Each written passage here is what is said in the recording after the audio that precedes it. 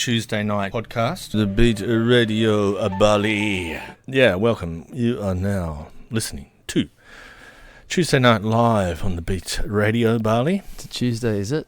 And I've got special guest tonight, Athron. If anybody doesn't know Athron, he's going to tell us a little bit about Athron right now.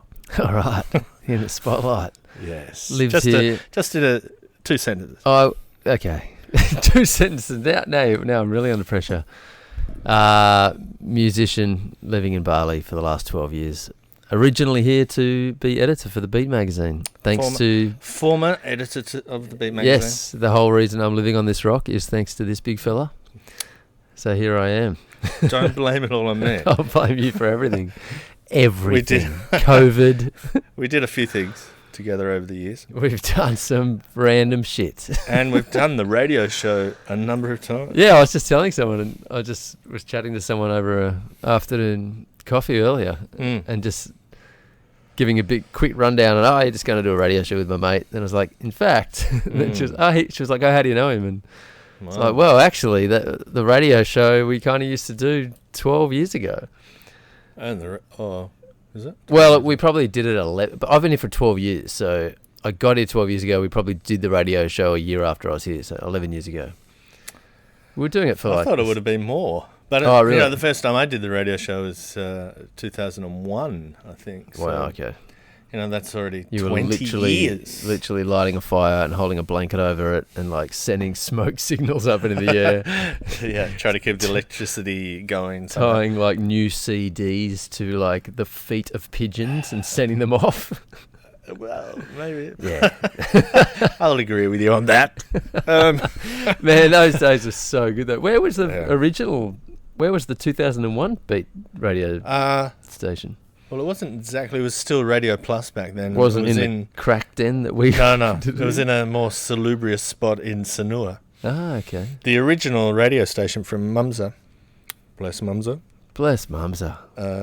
Anyway, the Radio Plus was in this place on the bypass road in Sanur at the beginning. That actually sounds more dignified than what we were dealing with. Yeah, and it was the original radio station from his father, and that he was running it from the 70s, like a jazz radio station.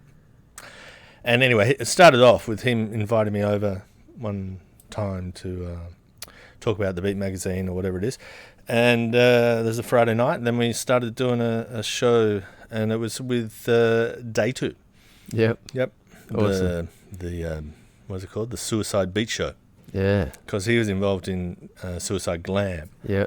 At the time, and so there's a Suicide Beat Show, now which is is always a great name. Cool cat. Yes, indeed, with all his Eastern European friends. Yeah. He shut down the chess club just when I got here. God damn it. Last time. I was looking forward to a game of chess, actually, at his Sanur chess club. But, I guess you do a lot of chess up in there in Bulaleng. Yeah, just making moves, flip the table around, make the other move, flip the table around, talk to myself for a while, argue about who did what myself. How is life up there? Because you spend a lot of time on your own, right? A lot of time. Just me and Wilson!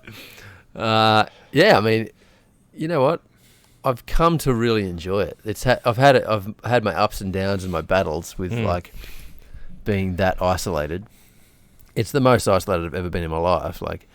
So you go through your mental battles, but I've sort of reached a point now where I'm really enjoying it. And I've got a lot of creative projects that I'm constantly doing and pouring myself into. So without that, I'd be screwed. But I guess a lot of people now are spending more time on their own. Yeah, big time, yeah. And I wonder, how that's going to affect people in the future. Well, you think about the Spanish flu, right? That actually caused the whole Renaissance painting period. Well, are you giving me that look if it was 300 years earlier? Hang on, no, not Renee. Is it, which word am I looking for? You're looking for the Roaring '20s. No, there was a whole... Oh, no, you're thinking about the Black Death. Yeah. Not the Spanish flu. Which was in was it the Black... 1490s. Okay. I'm messing up my plagues. But one of those... It was a big plague. It was a big plague. But it caused... Pandemic, you call it. There was a... Oh, it was a pandemic, mate. It was planned. It was there was a pandemic. Yeah. There was a no, wait. The Spanish flu led to. Yes, it was 1919. The Renaissance was in 1500s or something. There was a massive change of art culture due to the Spanish flu. I'm getting the name of it wrong. If it wasn't the Renaissance period, then it was another period. Maybe it was Bauhaus. But there was a huge change. German Bauhaus community. Or the Guggenheim movement. No, there's a... or the one in Australia. I'm sure it rolled off the tongue like Renaissance. Look, I'm not... Obviously, I'm an idiot on history, but Reformation. There was a massive movement of art and a massive change in the art culture and the painting world due to the Spanish flu because so many people were staying indoors and painting. Well, there was a whole movement like Picasso and modern art may have come from that time, but I think it was actually earlier. But yeah, for sure, it changed everything. But at that time too was also straight after or at the end of World War I, and there was a lot of weird shit going on. Can you imagine how wild that would have been? Like, it's funny. Like I was talking to this person today and saying, you know, that all those things like the Spanish flu and the World Wars, there are these massive things that you learn about history, and you always view them as kind of this fictitious time that existed. You don't actually relate to them ever. It wasn't till this. I mean, we were just you couldn't imagine yourself in it, and we were just really living the breeze, you know, until 2019. There was a period where we really were just. We had it pretty good. Pretty lucky, and we're just cruising. Since the 50s. And it's that classic thing where you don't know how good you've got it. Yeah. And then, this is really, you suddenly go, well, imagine this, but turned up to 11, and there's your Spanish flu, you know, a third of the population being wiped out. I read something recently as a book that was published You're not reading now, are you? It's dangerous, mate. I've spent a lot of time on my own. I'm now reading. You only do blogs and podcasts, I haven't actually mate. been reading for years, but now I seem to be reading. I'll put you onto a very good free PDF downloading website. Yeah, someone just told me about that. You just told me. All right. Anyway, so this book was written in 2009. It must have been somebody's PhD or somebody's study. It was a pretty weird kind of topic they're talking about, which was why the Spanish flu, or they call it the 1918 flu, wasn't featured much in American literature. Because it wasn't. There was only 3 books that talked about the Spanish flu in American literature, and they went through those. Really? And there was the reason why I went looking for that was because it sounds like I'm really cultured here. but the reason why I went looking for that while I was playing just studying, spot of horse polo. What? Anyway, I read a Ernest Hemingway book from that period, and there was something just briefly. Talking about this yellow card, and I just wondered what's this yellow card. Anyway, so it got me thinking about what was going on back in that time, because you'd never hear about the Spanish flu, right? Anywhere you don't you hear heard about so it much a about lot, World War actually. I. You're right. In fact, you mustn't, because I was really, when I looked at the Spanish flu, and then I same thing, not a segue, but I did watch some docos on it because of this. I was surprised to learn that it was coming out of World War I. I hadn't even realised the time period, which just goes to show how little we're... Well, it was the whole of the last year of the World War. And some people say it actually brought the World War to an end. Yeah, which a lot of leaders weren't admitting because they didn't want to admit how much they were being affected by it. That's right, and that's why it became known as the Spanish flu, because Spain was neutral and they had a neutral press and they could talk about it. Oh, wow, so I didn't know that. The only people that thought, the only place that anyone thought it was in Spain. Wow. But it was actually everywhere. That's interesting. And it started in Kansas, they reckon. Yeah. Came out of a military base or something. But because there's so much, as I said before, there's so much stuff going on back in those days. We're not really aware of it now. But things like cholera, smallpox, and just about everything was knocking people off by the score. So loving the time of cholera. Something else comes along, and they'd knock off another few million. It's like, oh yeah, shit, lucky it didn't get me. Yeah. So I don't think it had, especially after a World War when. And many I millions guess, die. I imagine a lot of people at the time thought it was much more local. Well, there wasn't the social media, was there? Yeah. So just based on their ability to look at information that was international. I mean, would have been so limited. So you would have just literally been in your town going, "What the fuck is rocking this town?" In the middle of nowhere. It could be anywhere. Yeah. So it was scathing the whole world in little villages and towns all over the place. And I mean, as much as I think that this period will still affect art and music and everything, it won't as much because of social media. I mean, back then, like if you were locked away in your room hiding from the world to avoid a plague or whatever, you're turning to painting, and you're literally turning to something really insular and an expression of art that allows you to pass your time without being bored. Whereas now, most people, and it's a choice, like for me to make sure I get shit done while I'm on my own is to say to myself, don't look at your phone, don't go onto Facebook and Instagram and all that shit. Just, be creative and use your time wisely. It was back then, it was the only choice they had. Well, it's whatever's in front of you. And the other thing, the biggest thing, was this world war. So everyone's going off to march and getting killed, and it's a big deal. Imagine. But some dude dying next door to you, because of this thing. It's like, oh shit, I don't have anything to do with that. Far out, man. You can't even imagine. We whinge about... That's what gets me now, because everyone's so freaking out about it. Like, oh my God. But there's so many times in history that humanity's faced these kind of tragedies or calamities, and they just get on with it, Yeah, it's interesting to wonder, right? Obviously, we're talking about a much bigger world population now. But if there wasn't any such thing as internet and social media, and people were only dealing with coronavirus as it hit and decimated their town, and they weren't hearing about it and being affected by the fear and the absolute, just blowing their minds with all this information from every direction. Oh, yeah. You wonder, what the differences would be. I'm not saying what they'd be, but imagine what the difference would be. Well, I'd imagine it's going to go on a lot longer because of it. Because everyone's locking down, because everyone's, because the Spanish flu basically ran its course. It just belted through. Just ran its course until there was herd immunity, and that was it. But there was herd immunity, but there was also a lot of people dead. 50 to 100 million people dead, though. That's a lot of people. That's a lot of people. That's a lot. Especially back then, because in today's terms, that's something like 450 million people. Yeah. And especially but another thing too, that one, such a scholar on this. Oh, mate. The first wave. You've been reading. Oh, my God. Someone's been reading. The first wave was like, they called it the 3-day flu. And all you do is pick up a cough and it'd be gone in 3 days. And everyone sort of, oh, yeah, it's okay. We got through it. Not a big deal. And then 6 months later, the second wave came along.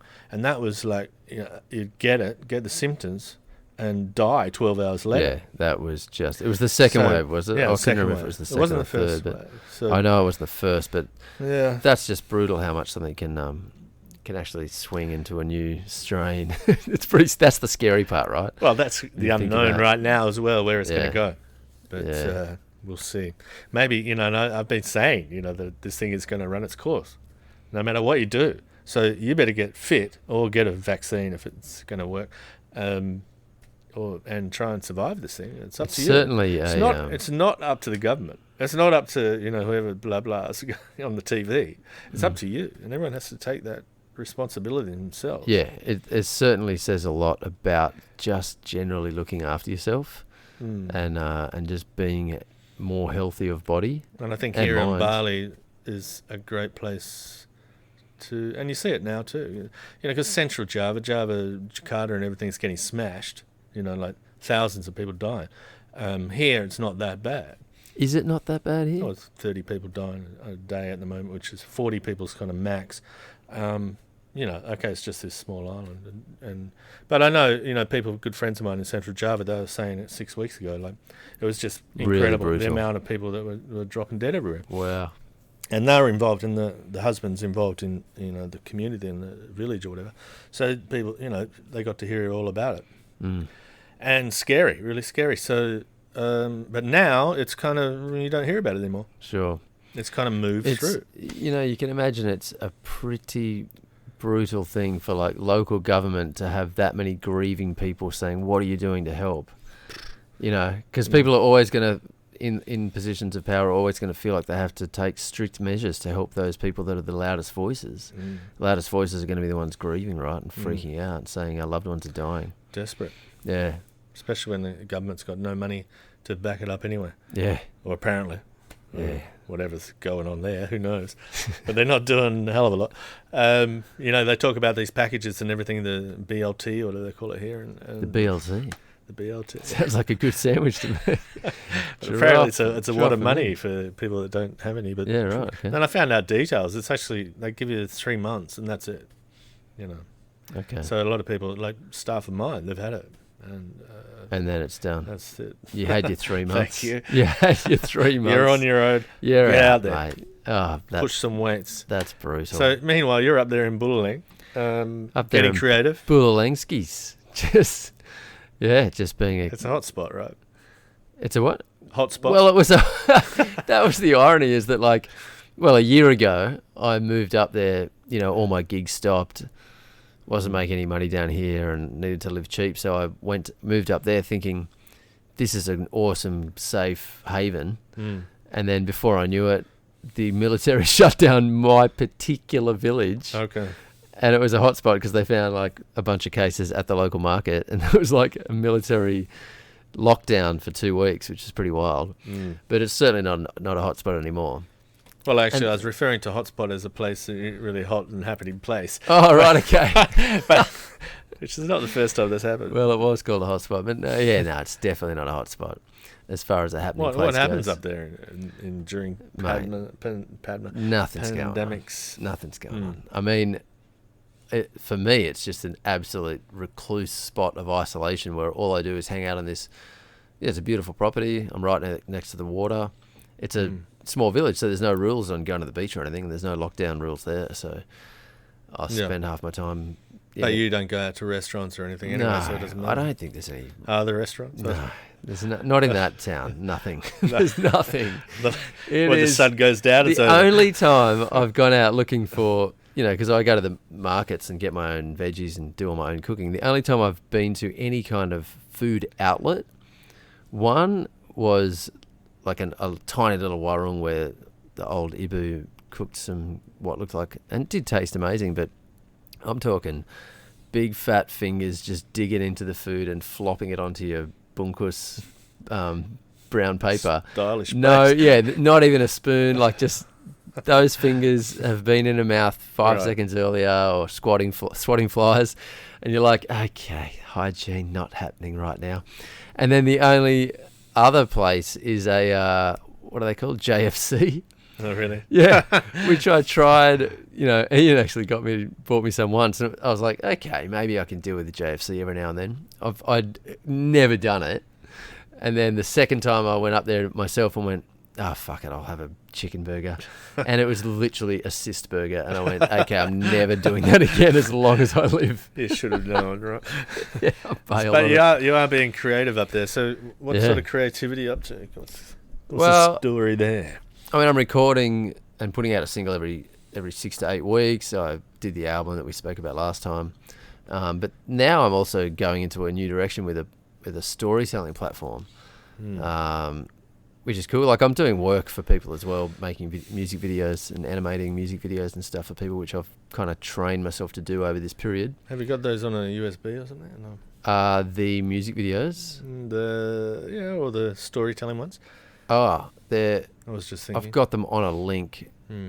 They're unlisted so far. So I've been recording these. Well, maybe just one of your tracks so people can hear what sort of music you play too. Oh yeah, I mean it's all. Have you linked to Spotify or? I don't use Spotify. I'm anti-Spotify. Have you got any streaming platform? I use SoundCloud. Yep, YouTube. it's on SoundCloud.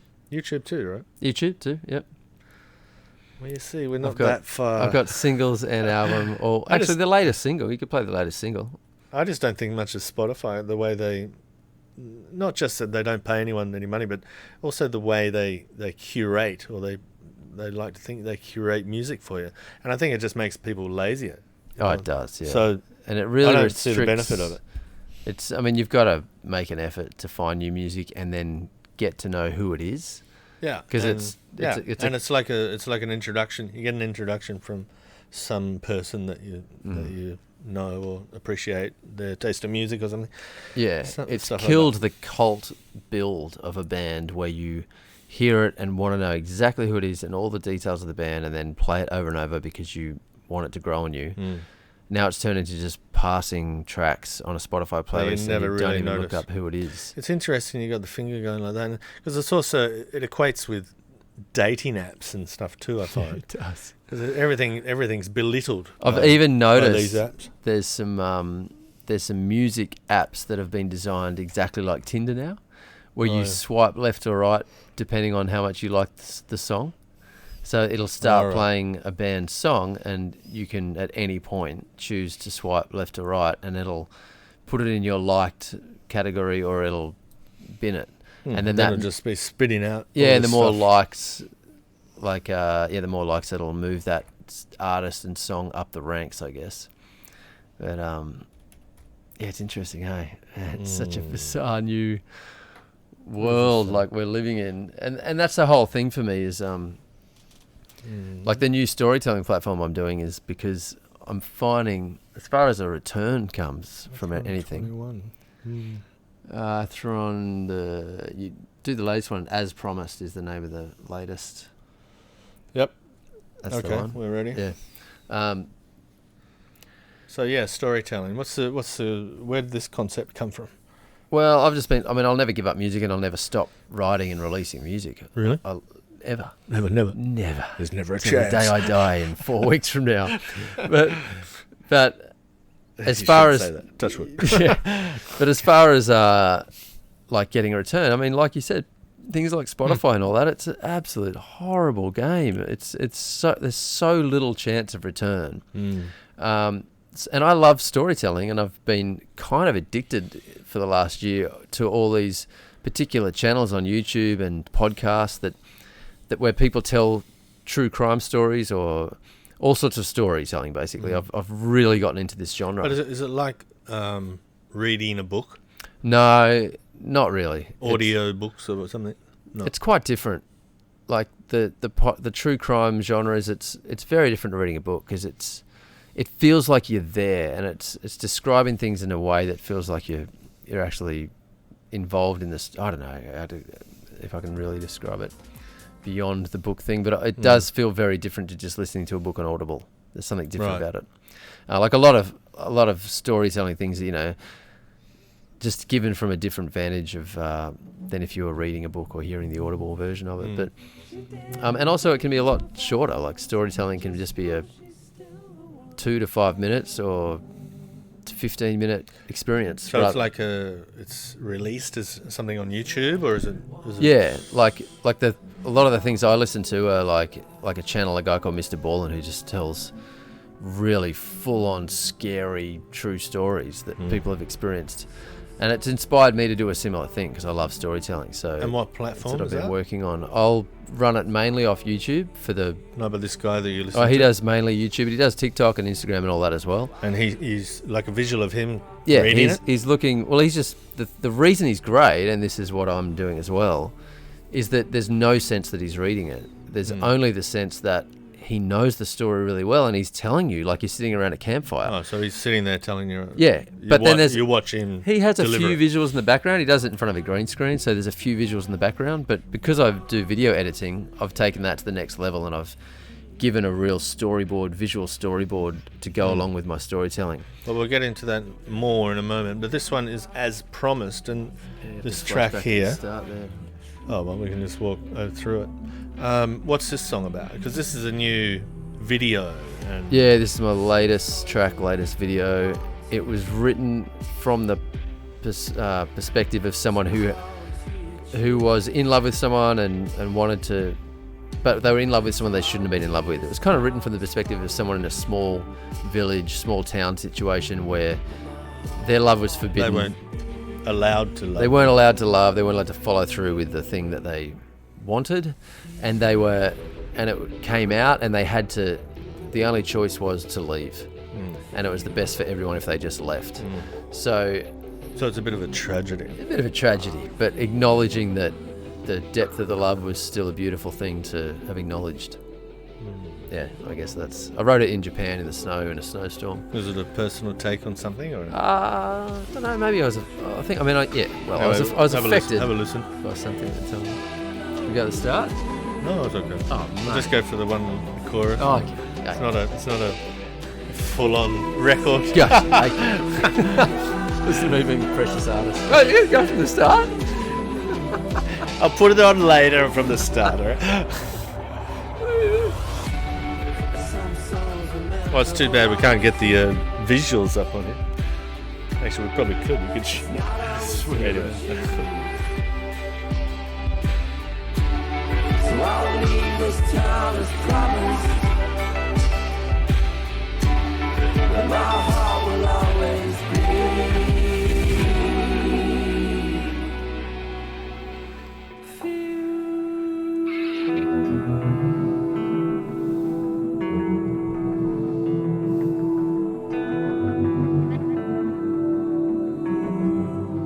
So the Instagrams have just got nothing now.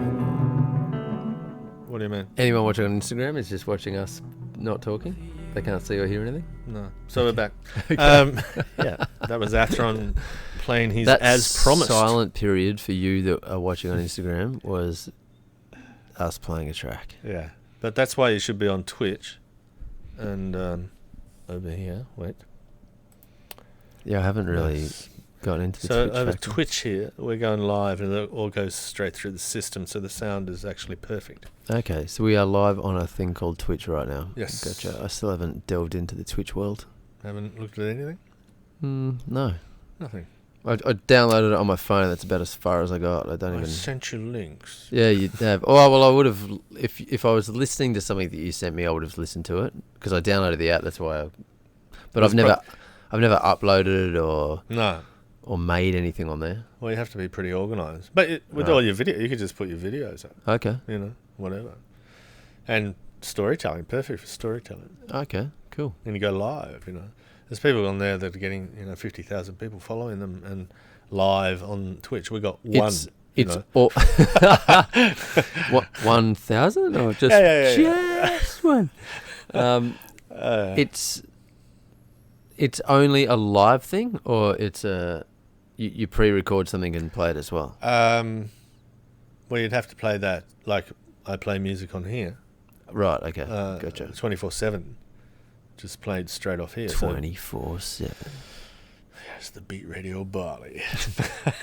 Still going after all these years. The storytelling. You're saying, and I asked earlier, what kind of stories are there? Well, one thing that I was thinking about was, sure, I love storytelling, but I guess because I love storytelling, I end up in situations and conversations where I draw a story out of someone, or I just realized I know a lot of people that have some pretty wild stories. And I started writing them down, and I got to like 20, 25 stories off the top of my head, and I was like, that's enough to kick off a platform and tell these stories. Not only would I love to tell them, but I know these people would love to have them told, because often when we have a wild story that's happened to us, it sort of just gets lost over time, right? And there's something fun and beautiful about like recording a story and having it stamped into time, and the ability to share it more and reflect on it, and place it in history. And storytelling is like it's the oldest thing in the book, right? Sitting around a campfire and listening to someone relate this incredible story that's happened to someone and the experience that someone's gone through. I think it's a really precious art. So yeah, I just went, fuck it, I'm going to roll with it. And I started contacting a lot of these people who I knew had great stories, and I would get the whole story on a Zoom interview, which I'm going to put into podcasts, like them telling the story with me. But then the platform predominantly is me telling the story. So have you got any good stories so far? Sure do. Got some killers. Short ones? Okay, well I'll tell you a short one. Mm-hmm. So a friend of mine's cousin was a female, let's say her name's Susan, about 19 years old, and she was working in the city, and she'd often like jump on the train and get home straight after work hours out west, because that western train line from Sydney out west, this is back in the early 2000s, and that train line was pretty freaky. Like you could get mugged on that Dodgy. train line. It's dodgy. I personally grew up in the Blue Mountains out that train line, and I've been mugged twice. So I know it's a scary train line, and it certainly was back then. Anyway, so this one particular night, she decided to stay in the city and do some late night shopping. And she was running late, and she ended up catching the last train. And so she was already really nervous and had a guard up of like, oh, damn it, I hate catching the train this late. And so as she stepped onto the train, when she was getting onto the train, you've got the option of like staying in that part of the carriage that's sort of the open standing section, where you've got seats on either wall that face each other, or you can go down and upstairs to like more private seating facing forward and backward. But she decided, as she stepped on, she saw that there were a few people sitting on the other side of the wall in that standing area. So without really looking at them, she just kind of stepped in and stepped to her left and sat down and faced them, because she thought, oh, people, this is, I'm safer near people. So she sits. Should have had a better look. Probably had a better look. So she sits down and then sort of looks up, and sure enough, it's two guys and a girl. The girl is sitting in the middle. The two guys look sketchy as fuck, like your classic homeboy, freaky looking dudes that are just going to pull out a switchblade and take you for all you're worth. Yeah. And the chick in the middle, she only glanced for a moment, but immediately she saw that the chick in the middle was staring at her, like really like that sort of, intense stare. Had a baseball cap on that was kind of sort of just above the eyes, but like sort of dark looking face. You couldn't see her face really well, but she could see the eyes just staring out, piercing her. So she was like, oh my god, this is so typical. What the hell? I had to sit here anyway. So she's nervous. She goes into her bag and she sort of pulls out a book that she bought at the bookstore, and then she sort of glances up again, and yep, same look, same, staring straight at her still. No change. The guy's looking sketchy as well, and she's like, oh man, this chick's going to pick me. Sizing her up. This chick's going to pick me any second now. She's trying to read a book, and she's getting more nervous, and she looks up, yep, same, yep, the chick's still looking at her, and every time she looks up, she thinks, don't look up again. She looks up, and she looks up again. Same situation. And it's just building this fear in her of like any moment these guys are going to jump up. Anyway, train stops at a station, not hers yet. A ticket collector gets onto the train and turns to her first and says, ma'am, ticket, please. And she goes, oh, okay. And she pulls out a ticket and hands it to him. And he goes, oh, this ticket's not valid. She goes, yeah, it is. He goes, no, sorry, ma'am, this ticket's not valid. You're going to have to vacate the train. She's like, that's got to be valid. I literally just bought it at Central. And he says, no, ma'am, the ticket's not valid, so you're going to have to vacate. You can't be on the train without a valid ticket. And she starts arguing with him. I literally just bought this at Central. And he just looks at her very firmly and says, no, ma'am, you will need to vacate the train. And something twigged, obviously, and she goes, okay. So she gets up, and as she's walking off the train, he kind of shuffles her off even faster as all these cops start pouring onto the train. Oh, really? As she's dragged away and pushed away by the cops, she's told that on a previous platform to her getting on, she must have gotten on just after Central because it was the platform was before her, 2 men were seen dragging a dead body onto the train, and the woman was not staring her down purposely. It was because she was dead. Oh, shit. That's a deathly stare. It was a death stare. Literally. That's enough to give you shivers down your back, isn't it? Yeah, pretty brutal. So that's the kind of style of... Yeah, just bizarre predicaments that people have been in. I mean, I've got other ones of people that have, should have died. And I just interviewed a mate the other day who used to be an undercover cop in Melbourne in the crazy gangland killing era of late 90s. And just a moment in a drug bust where everything went horribly wrong and could have gotten a lot worse.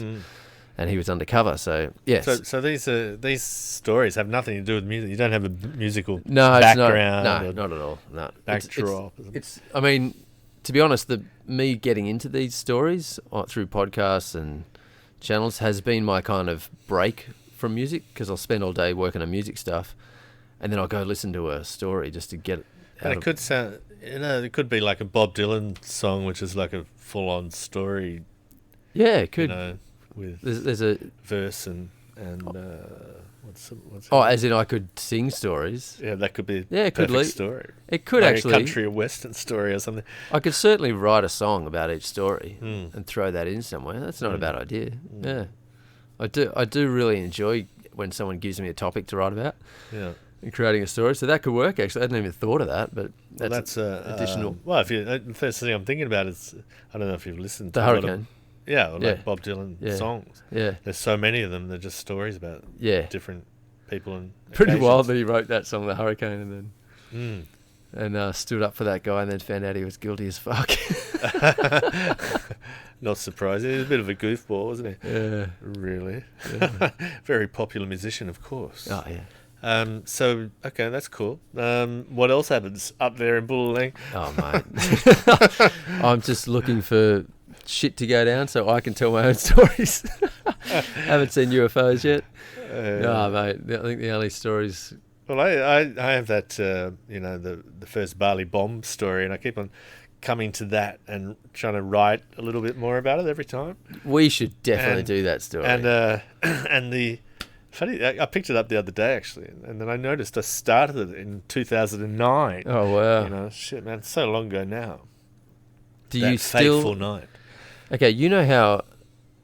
Well, I only found this out not too long ago, which makes sense, but I hadn't actually heard it before.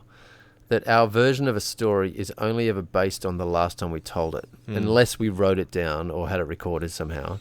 That's why things get so exaggerated and Chinese whispers occur, because every time you tell the story, you tell it a bit differently, and then your memory reforms that that's how it happened. Well, when it's a complex story too, and one that goes over, many weeks. Have you and different ups and downs within it?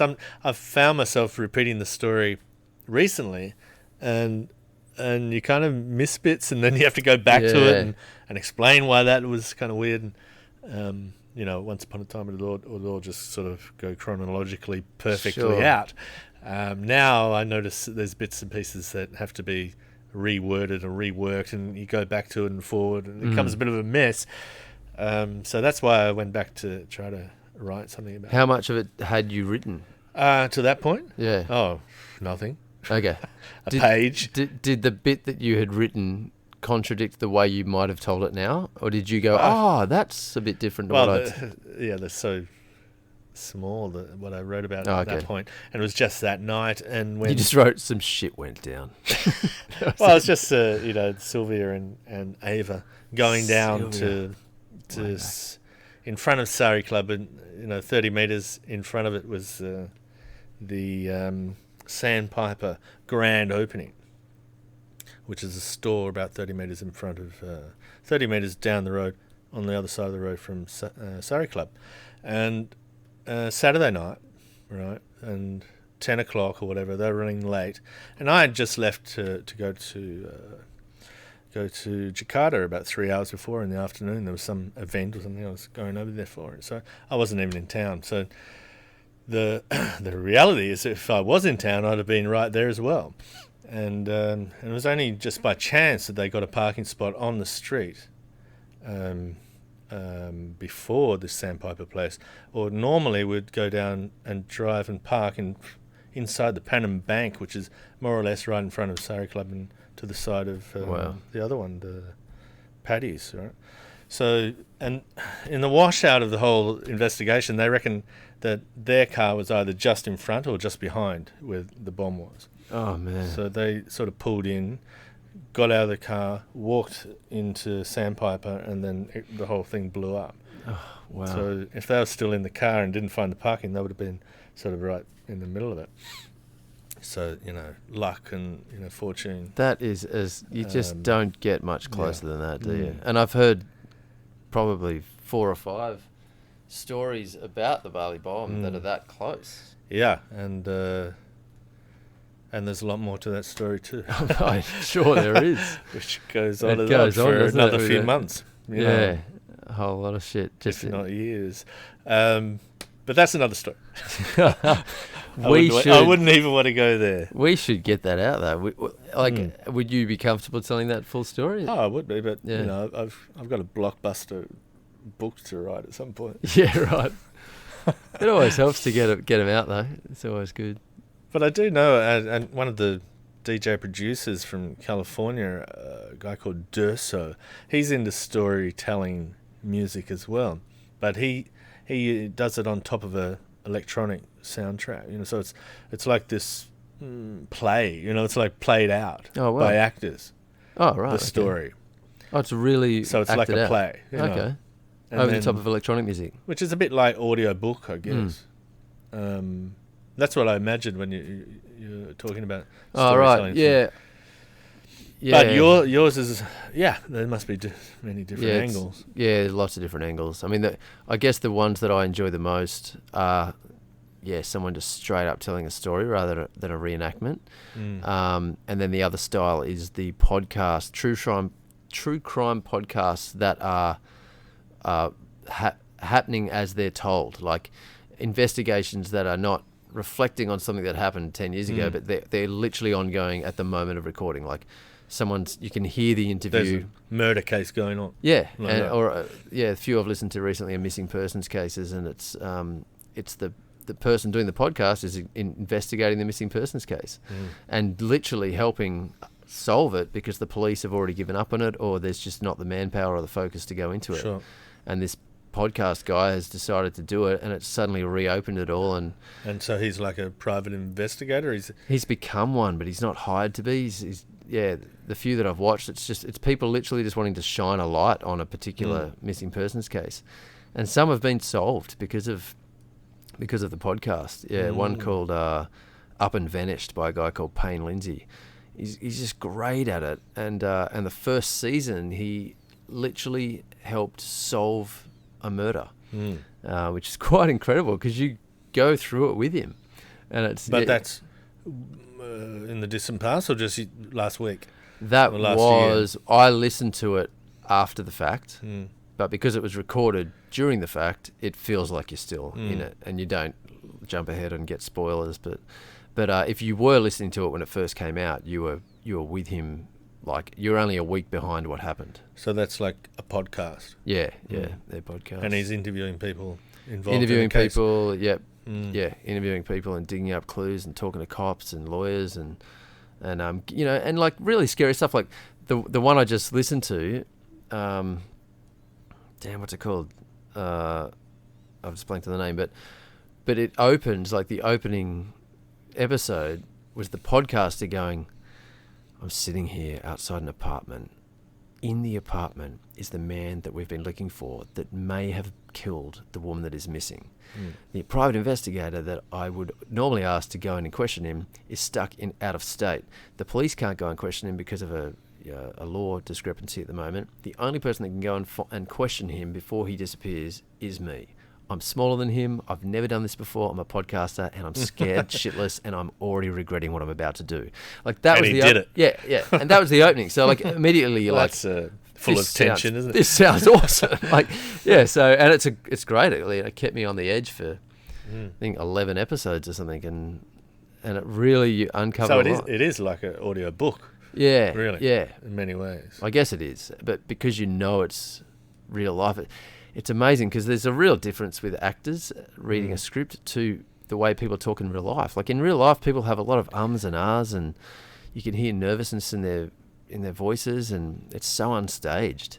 You can hear sounds in the background that you wouldn't think to put in a fake recording. So then you're trying to rework these people's stories in your own voice.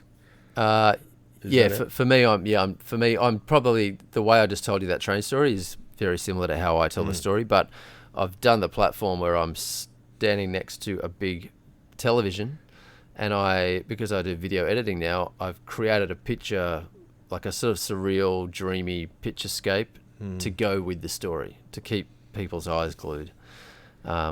Finding that works. You are, and I've mentioned this before, when you've been on the radio, when I'm watching it with other people or something, or talk about it with other people, and you are very articulate in the way you speak. It comes out fluidly. Do you think there's a reason for that? Because not everybody is very articulate. I don't know. I mean, maybe it's from being a vocalist for so long, and from vocal training. Quite possibly. Or did you notice? you were quite a good reader or something in school? Or I loved like reading. I loved writing. But I used to actually talk too fast. Reading in public? So like that, or speaking in public? I didn't like speaking in public. I hated debating. I was scared shitless of it, to be honest. But I loved English class, and I loved. It's true, actually. I did love reading when we had to go around the class and read from the book. I really enjoyed it. Right. I've always felt really comfortable with language and all that. But I did have a lot of. I used to always get told I spoke too fast and muttered a bit when I was younger. That's probably changed because of vocal training. You mumble, Athron. Yeah, like I remember someone saying to me once, mate, if you were a superhero, you'd be called the fucking mumbler. I was like, okay. That's a T-shirt. Yeah, right there. But, yeah. Yeah, well, that's interesting. You know, I shit myself if I have to do public speaking or something like that, as you probably well know. Yeah. And I never feel really comfortable with it. And who knows why? It's funny though. Like there's some people that really can't speak in public. Like I don't actually like getting up in front of a big crowd. If I've planned it, it kind of freaks me out. But I feel way more comfortable like now in front of a mic. Obviously, being a singer for years, being in front of a mic's not a problem, and not sort of being exposed in bright lights to a massive group of people to tell them a story. There's something more allows you to just resort to the way you know to tell a good story when the audience isn't there to make you nervous. So pre-recording something or chatting over a couple of mics. And practice makes perfect. Yeah, definitely. The more often you do it, the easier it becomes. Yeah, and you notice that with like good, like even online, like good storytellers or podcasts. Like if you go back to their original ones, they're often pretty rough, pretty sloppy. Yeah, and it's just practice makes perfect. You sort of. Well, I would be interested to see our first one. Yeah. Or hear our first one. Oh man, I'd love to find that. Is it possible? Was it ever recorded? I don't think they were recorded. Yeah, I don't know.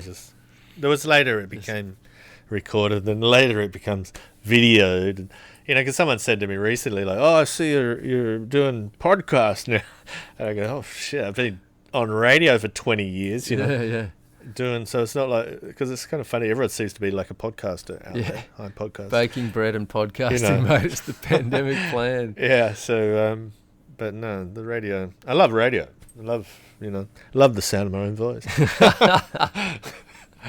And I guess you gotta have a bit of that, don't you? It's a great tool though, the radio. I love it too. It's an awesome medium. Do you remember that movie Pump Up the Volume with Christian Slater? Don't talk to me about movies, man. Okay. Yeah, you're not much of a movie. I don't have time for movies. Mate, no time. No, I'm too busy being creative. Time's short, mate. You got radio to produce. Not sure what I'm doing. I'm a big radio fan. I'm definitely not making any money lately. That's I'm sure, but I seem to be very busy. Mate, I thought I was the king of busy without making money. That seems to be my literal forte. Like I've got a couple of mates like Hamish. Remember, Hamish is like... He's another good one of that. Yeah. Oh, the other day I was telling... He's like, what are you doing? I'm like, oh, man, I'm busy. I've got heaps of projects. And he goes, dude, it's not a project unless you're making money. I'm like, okay, I've got no projects then. But I'm busy as fuck. No money-making ventures. Yeah. Well, hopefully. I figure it's always... And that's what I've always done, is I basically do what I want to do. So that's always projects to be done. Oh, man. And a old friend of mine from Perth, Western Australia, he recently retired. And I was asking him, oh, what do you do with your day? And he explains he's doing this, he's running down there, he's doing this. And I'm, gee, it sounds just like my life. Yeah. Since forever. Yeah. And you're just retiring doing that. Yeah. And I really think you have the ability... if you've got any kind of passion in you for anything, you've very quickly got the ability to fill your days doing stuff that you love, Or just stuff accumulates too. Yeah. There's stuff everywhere. Yeah, you can always make yourself busy. But I think it's so important to look back over your life and see more achievements that you've done, regardless of the money it brought in. Just it's an obvious thing to say, but just the happiness it brought you, the satisfaction it brought you, the time of doing it was fun and enjoyable, and you're expressing things you loved. So much more valuable than looking back and going, oh, I don't really remember enjoying any of that, but I have got a bit of a blur. Yeah. Oh, that's actually, I've noticed this last pandemic year and a half, it seems to have gone very quickly because you've just been doing exactly the same thing all the time. Nothing, I don't think too many people have travelled anywhere or they're just sort of there plodding away. That's true. And it seems like yesterday. I really do think that our memory of time is often designated by how much we break it up and move around. Like I've got a really strong memory of my early childhood, sort of more than most, like right back to when I first started walking. So my age is like 1 year to 4 years. I can remember a lot, which is pretty rare, I've found. But I think it's only due to the fact that my mum moved like maybe 8 times in that period. Yeah. And so I've got these like really distinct periods of each place we moved. But I'm sure if we grew up in one spot, I wouldn't remember. Like me. I can't remember any of it. Right, lived in the same place. Yeah, because it all just sort of fades back into one memory. Yeah, it's just, you're in the same house and same people and the same deal. Yeah. Which probably helps you, what we were talking about before with the speaking to different people, having confidence to speak in public and everything else. Probably comes from that as well. I think the more active you are in that early years, the better it is for you later. I'd say so. Yeah, definitely that moulding of the brain period. And that's why when people talk about broken families and stuff being bad for the children, in reality, I don't think it is. I think it's quite beneficial. That's a big statement. I'll put that out. But I will... No, on a personal front. I'll back it up in the sense that the people that I've met who have been through sort of some sort of trauma or some sort of difficult situation and have gotten through it and learned more about themselves, they certainly have the strong characters and incredible life stories and very maybe strong. They're broke and they end up drug addicts in the street. And they're great people to buy drugs off. And they're great people to have a chat with. That's the main thing. But we love a broken soul. Speaking of which, I've got to go up to the kitchen and pull that. All right. That vegetarian we signing off? Signing off for some food. And well, this is maybe just part one. We could come back a little bit later if we have Sure. after a couple of wines and see what happens then. Okay. So we'll get back to you soon. We'll get back to the music. Rock and roll. And we'll talk to you folks very soon. Thank you for joining the show. Adios for now.